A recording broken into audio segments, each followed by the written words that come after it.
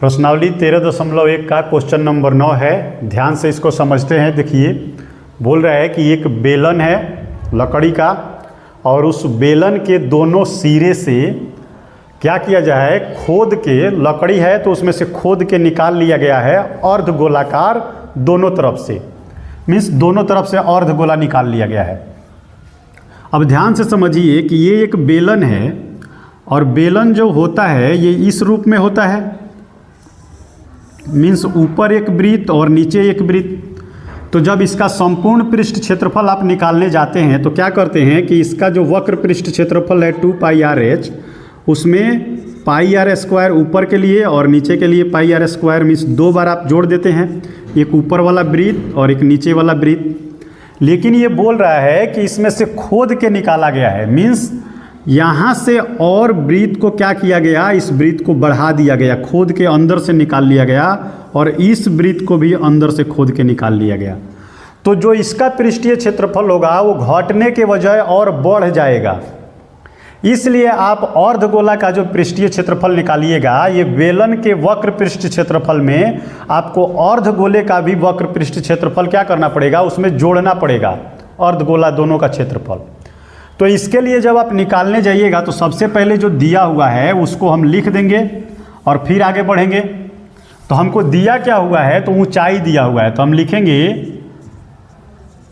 बेलन की ऊंचाई जो है ये हमको दिया हुआ है, ऊंचाई बराबर 10 सेंटीमीटर दिया हुआ है। फिर बेलन की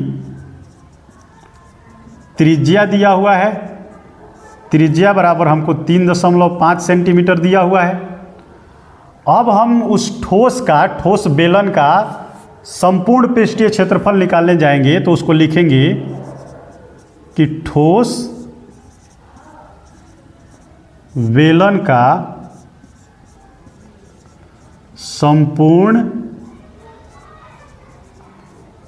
पृष्ठीय क्षेत्रफल बराबर क्या होगा, तो पहले तो बेलन का वक्र पृष्ठ क्षेत्रफल हो जाएगा, तो लिखेंगे बेलन का वक्र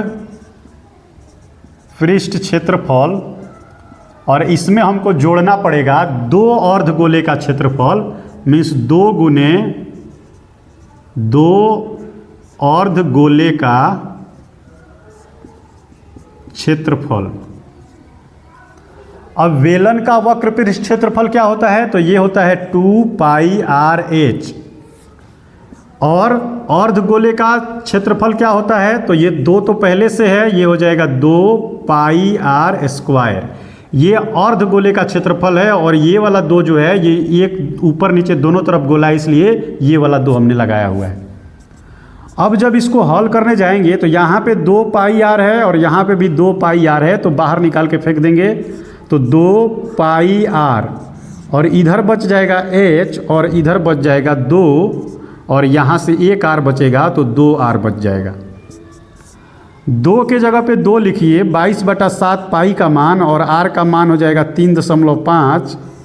यहाँ से h का मान 10 लिखिए और प्लस 2 गुने 3.5 यहाँ पे आ जाएगा। अब यहाँ पे जब इसको हल करने जाइएगा तो ये हो जाएगा यहाँ पे 10, इसको इससे काटेंगे 5 बार में, 5 से इसको काटेंगे 2 बार में, 2 से इसको काट दिए, मीन्स 22 बच गया। और यहाँ पे 2 से गुना किया हमने तो ये हो गया 7 और 10 में 7 जोड़ दिया तो ये हो गया 17।